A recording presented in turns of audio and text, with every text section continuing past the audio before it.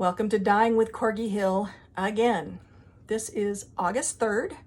It is a relatively warm day, but we have a humidity level of 50%, which for high mountain desert is insane. So here we are in late afternoon, trying to finish up the dyeing so we can cook in the cool of the evening and not heat up the garden too much. We are still gardening, so we're still Corgi Hill Farm, but this year's a little sparse. I've got cucumbers, the random zucchini, which I've already used. Great zucchini bread.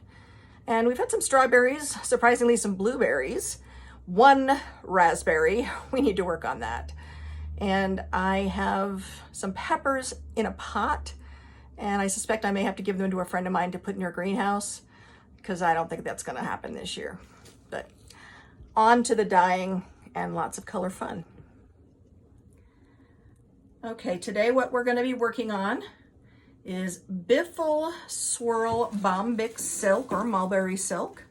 It's a 75-25 blend.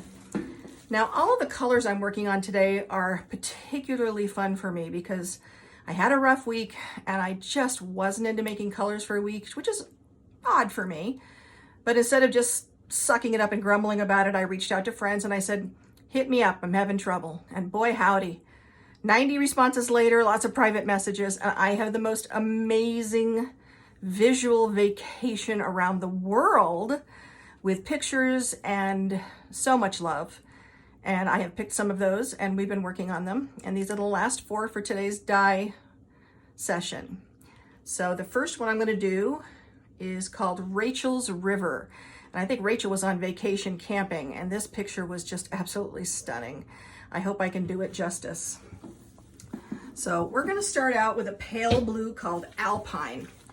And Alpine is one of those colors that if you try to use it straight, you're going to get basically that Crayola blue you remember from childhood. That was just blue and everybody remembers it. But when you put it over the gray like I'm doing now, it's quite different. And you get a softer blue. So, but you have to make sure it saturates real well because I mix it up very, very lightly because I need to use it mostly as a pastel. So I just pour out what the excess is. And you can tell it didn't pastel-y come through the other side. So you just cover it up again. And I'm just waiting until enough strikes to get the color I want. I soak my fiber in citric acid first. So I get what I call a soft strike here and then more of a strike when it goes in and gets heated up. Now everybody has different words for how they do stuff. And I'm sure my words are probably different than most. Next up is a color that's kind of a sandy shade, like if you were on a beach. That was the end of one, so dark enough. Then we'll go to a lighter sand shade.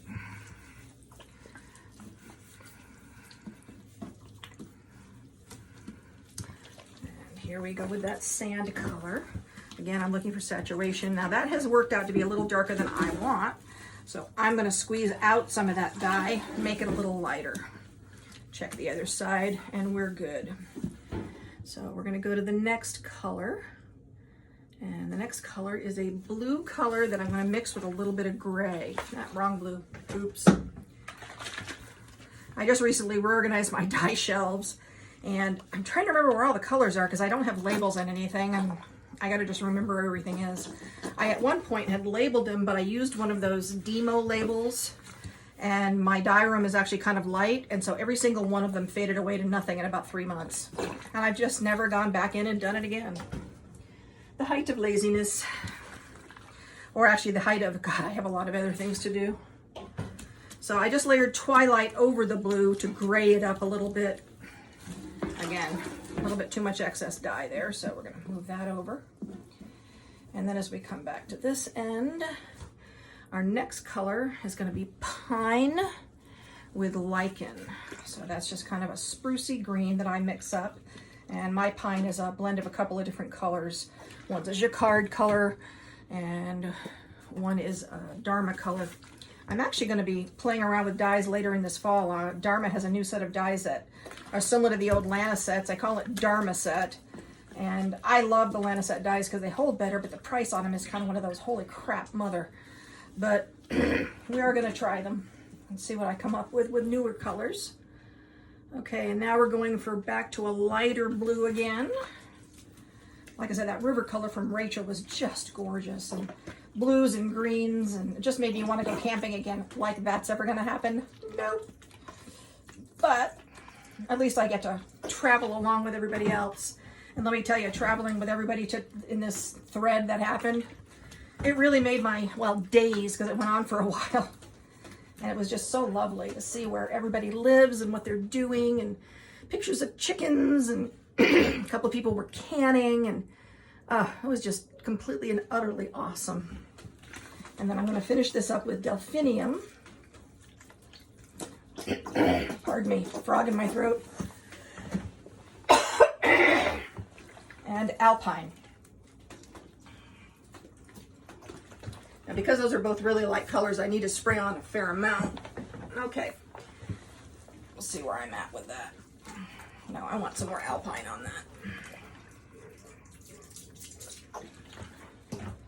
And I'm actually going to put a drop of frozen in there, just to kind of blue it up.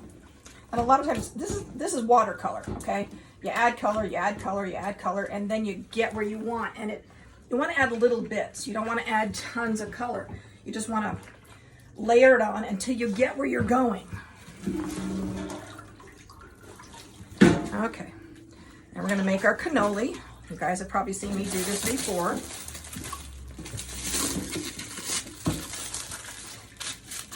And this is going to be a gradient, as you can see. So that'll be a fun gradient. And Rachel will have to reach out one point and tell me if I did that picture any justice. Hand, please. And here comes my husband helper monkey. For those of you who are new to this, this is just a 32-inch board, I think, that my husband created for me by gluing dowels down to it, and I paint on that plastic. And then I use plastic to put my fiber in. And then it goes into a turkey roaster, and the turkey roaster, we cook in an outside porch, so it doesn't heat the house up too much. If you have a very tiny house, one turkey roaster would probably heat the whole darn thing.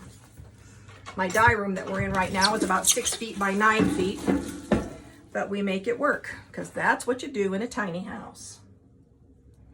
Wes is now squeezing a little bit of the liquid out of the fiber, not too much. Biffle tends to be dry, but I do want some liquid in it. If you have it too dry, then you take up too much dye. It's just a thing. And everybody works out their own stuff. Now, as far as mixing colors, everybody's going to mix color differently. And that's something that you do need to work on yourself. You can buy a tremendous amount of dye colors from Dharma and never mix a color in your life.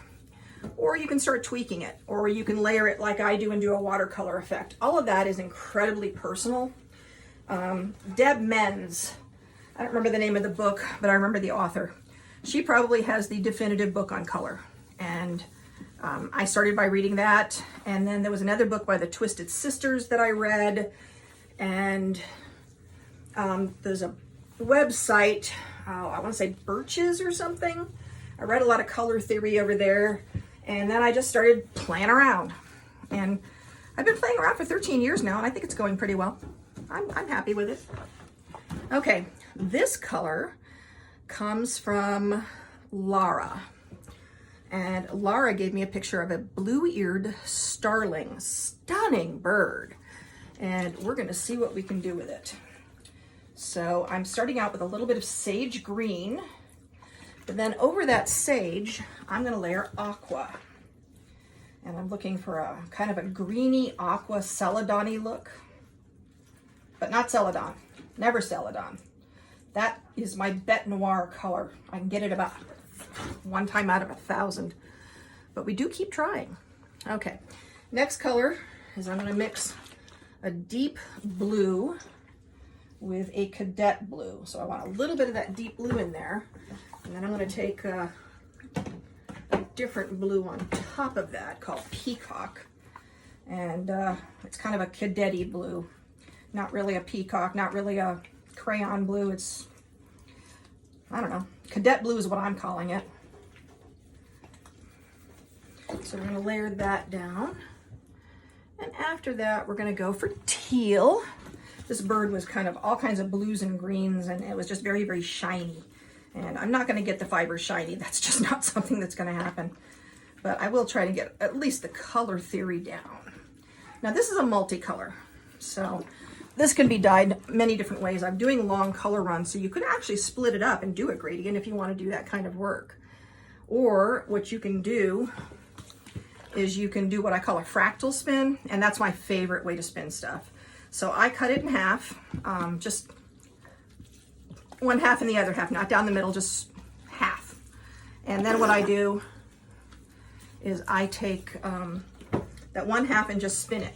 So I get these long color runs. Okay, this is a turquoise aqua shading. And so I get those long color runs, but in a multicolor way. But then I take that other half and I'll split that half into, 3, 5, however many you want pieces. So then as you're spinning it, you're gonna get shorter color runs. Okay, this next color is an indigo blue. And by applying those together, you get what I call a fractal spin. And so you've got the long color runs up against the short runs, and it's a really beautiful way to spin yarn. If you check out my Facebook page, or Instagram, I just posted a couple of those. Big fat skeins that I did. Let me tell you, applying 750 yards, that's kind of a bitch, but hey, it works. I have to remember when I'm doing those 7.5 ounce skeins that they are going to take me like 2 episodes of Midsummer Murder to ply up. Luckily, I really like Midsummer Murder. Okay, this time we're not really making a cannoli, we're making an inchworm. So in order to fit this into the pan, I kind of slide it in and inchworm it up to make it fit. Okay. Wes is going to pop that out into the cook room behind me, and then he'll come back and we'll set up another one. Some of the other colors that got done here were Joseph's Coat Rose, and one of the colors, beautiful color, it's called Emile a Rooster, and another one is called Karina's Canned Fruit, because she's been showing off all of her pictures of canning and making me incredibly jealous, because I'm not canning too much this summer. And we did Abby's Red Plant. Abby Frankmont sent me a picture. It was a wonderful montage of this red bush that she has with just so many different shades from the seasons and how it looks, whether it's in sunlight or not in sunlight. Absolutely stunning. And so I did a montage of that too. And then I did a color on my own. I actually came up with one called Summer Beer, because that's about the only time I ever used to drink beer. And when it got super hot, I wanted a Moosehead beer. It's the only brand I really like. Y'all can have your fancy stout hops, whatever they call it. Was that brewery stuff? But I'm going to stick to my Moosehead. It's what I'm used to. When I was a kid, my grandfather always had a case in the fridge of a beer called Narragansett beer. And it was in these little bottles that frankly looked like little grenades. Anybody heard of that? Kind of a neat looking beer. But of course I wasn't going to drink it. I was 13 or something, and I remember that. But I did steal half a beer one day. Freaked my grandfather out, and they did this sit-down intervention. Now, do you want to talk to me about drinking beer? I'm like, I have no idea what you're talking about. My grandmother, of course, is laughing her ass off because she knew what happened to the beer.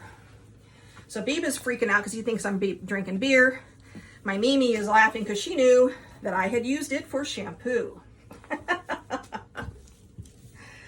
That was the time when you took some beer and some lemon juice and you sat out with a little tinfoil halo and tried to get those streaks in your hair. Yeah. So when I finally explained to Biba that I wasn't drinking the beer and it was for shampoo, and I was disgusted that he thought I would be drinking his beer, yeah, that was a moment. Okay, next colorway. This is called Night Vision. And again, this was another color that somebody gave me of a really awesome picture she took with a professional camera and had all these different colors in it. And it was just kind of this stunning photo. So what I'm going to do is I'm going to start with a little bit of a tobacco color, but then I'm going to add honey over the top of it because I want a greenish gold color. And there was a part of her picture that had that. Now, I don't have the copyrights to these pictures, so I'm not going to be putting them into the listings. But go to my Facebook page and check these pictures out because Man, oh man, we have some talented photography takers in my group. So this next color is Pine. And then we're going to add in Twilight Gray. Now, Twilight's an interesting color. It can break in a lot of different ways. It doesn't tend to go straight gray for me, so I always like to add in just a little bit of Hyacinth because I like that dusky gray that has that slight purple tinge to it. So that's what I tend to go for, although occasionally I do use sage on top of it too. Then we're going to go for Navy. Get that down. It's kind of an indigo blue color because the picture had lots of like deep blues and some black and a little bit of gold, a little bit of green. It was just, like I said, so many colors. And then I'm going to put in some Hyacinth that I'm going to blend with a little bit of that Alpine because it was this purpley light blue shade in there. So I want to get that in there. Now, whenever I'm laying down a light color than that, I kind of have to look at the bottoms and see, did I really get the color through, or am I just making a whole gray spot on the other side? Okay, got that through. And then your last color, I'm actually going to take a little bit of Twilight, just a tiny bit of black, and then I'm going to take Lilac. Add in that lilac on top, and that gives me a very purpley black. So kind of a, I guess I call it a noir black. So it's not straight black like an inky black, it's more a purpley black. And so this color right here, hopefully you get a good look at that. That is going to be called Night Vision. And I'm pretty happy with that. You get a pretty good idea when you're painting this stuff down on kind of sort of what it's going to look like. Oh, okay, now see, as I turn this over, I am seeing just raw color. Now, we need to go back and kind of fix that a little bit. So I need to add some more Pine. I didn't get enough through. Okay, and this does happen. It's easy to fix, just look for it, okay? I'm gonna add some of my Twilight. Okay, and we're gonna add some more Navy. Just means I didn't push it through enough. It's been a long day. And I probably should have worked on that a little bit better. I'm happy with where the blue and the noir purple went in though. So what I'm going to do is I'm going to turn this one more time. Yeah, I'm happy. Always be not afraid to turn things over. Because once you get it cannolied up, you know, you can always unwrap it, but you don't want to. Because plastic wreck's a pain in the ass. Okay, we're going to make our inchworm here. Pretty sure I just sprayed Wes all over with dye. I'm covered in it. I'm the most messy dyer on the face of the planet. Which is fine. I have a shower and I know how to use it. Tomorrow's dog washing day. Isn't that going to be fun? I'm sure I'll be posting some pictures of wet dog. Mac's home now after having her litter of beautiful 6 puppies. But she desperately needs a bath. So we're going to give them both good hearty baths because it's going to be almost 90 degrees, which means they'll dry up in about 30 minutes. I have a walk-in tub. We had something called a tub cut done. So they cut out the side of your tub and then put down like a piece on top of it and epoxy. I don't know.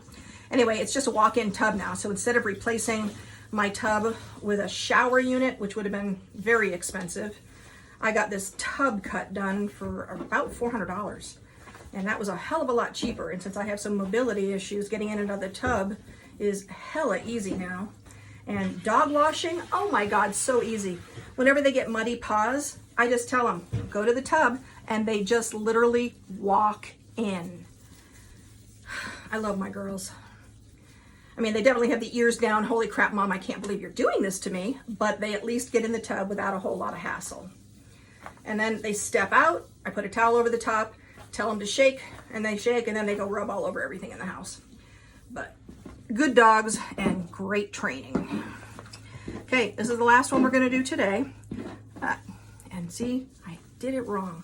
I started to do that as a gradient, but this is actually a multicolor. And I have to remember while I'm yakking at you guys to remember what I'm doing. Because, you know, you're here for the fiber, not the mistakes. Okay. Here we go. And I'm just basically winding this from hand to hand. Once I've measured it out across the board, I kind of know how long to go. When I'm doing 7.5 ounce braids, which I do occasionally do, I go for a much longer board. Wes has another one that he made for me. Okay, this last one, I don't remember exactly which picture this was, but there were so many pictures of plants. This one's called Plant Life. And we're gonna start with chocolate. There's your basic earth color. You reach back and get some more. I think I'd mentioned before, I have these are 32 ounce bottles, and they, okay, that's interesting. Well, I didn't shake that up, that's my bad. Chocolate will break down to burgundy and chocolate if you're not careful, so I'm gonna put a little bit of chestnut over that so I get a little bit more brown. If you want super dark brown, there used to be a color called pecan. I actually don't know if they have it anymore, but that was super brown, it was gorgeous. Next color we're going to do is pine. Now I'm going to put down some pine, kind of spread that around, but then I'm going to put on top of it lichen, which is definitely a more mossy, earthy green, but the pine darkens it up. So I like to layer both of these together to get the look I'm going for. And this kind of reminds me of a zucchini color. And then the next color I'm going to lay down. Now, you see, this isn't a 32 ounce. Earlier, I had Wes make me up some Aztec gold. This color is a pain in my patootie. Because I don't dye as regularly as I used to, I can't mix this up and just let it sit, because every time I do, it turns into this color that I'm going to affectionately call a baby poop yellow. So now I'm only making it up in the quantities I'm going to need for a day's dyeing. So we made up yesterday what I needed, or sorry, this morning, and it goes down the color I want, and I'll just make up as I need it. There are several colors that are like that. They just do not hold. And then over the top of that, I'm putting a little bit of honey. And then over the top of all of that, I'm laying down just a little bit of sand, because what I want is an old gold color, like not new corn, but like a heritage corn breed that is that deep, deep golden maize-y color. And so that was the color I was going for here. And we got it. Now we're going to add down Fawn. Now Fawn is a kind of a brown, but Fawn has a russet tone to it. And so what I'm going to lay down on top of Fawn is just a little bit of tangerine. And again, I'm going to go back to that honey. So now what this color really reminds me of is all the different varieties of potatoes. You've got various colors potatoes, from Yukon Gold to russets to your big Idaho bakers. And so that's where I went with that. And then we're going to go back to your lichen and tobacco. So you've got, whoops, that was pistachio. This is what I get for reorganizing my shelves before I make my first YouTube video. Okay, back to lichen.